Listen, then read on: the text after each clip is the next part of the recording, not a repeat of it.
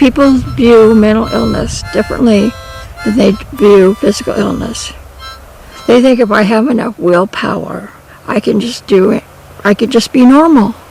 I don't know how to be normal. I wish I did.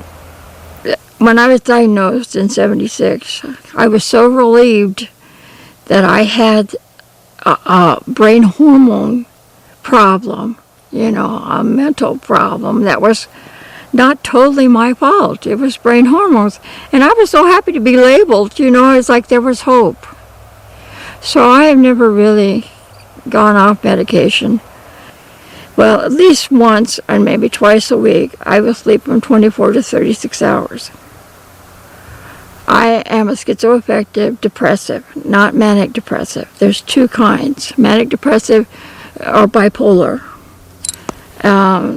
They can stay up for 4 days at a time, and but I am just a depressive. It's hard for me to get out of bed. It's a mood disorder, it really is, and it makes it very difficult for the person to function out there in totality.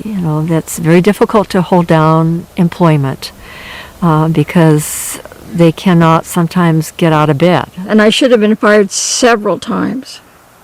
I would try and go and just do my job, but sometimes I couldn't handle it, and I'd have emotional outbursts, or I would revert to a childlike tone. I just deeply believe that therapy, to be successful, therapy along with adequate medication is very important. The mentally ill individuals, it cannot be short-term behavioral therapy because they need to come in and, like Judy has not very many people to talk to.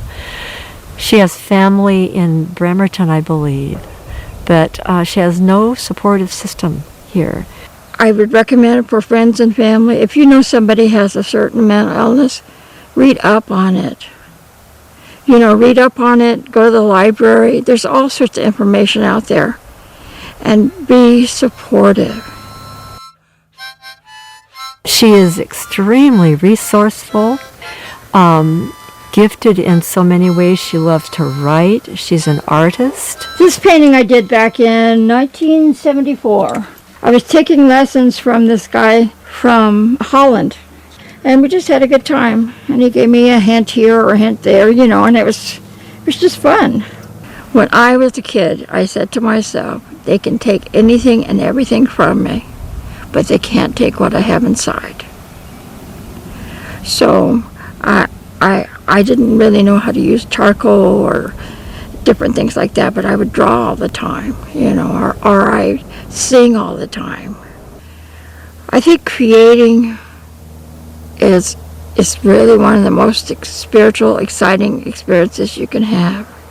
I'll put it this way. One time I was really suicidal, and I thought, well, I'll write a poem.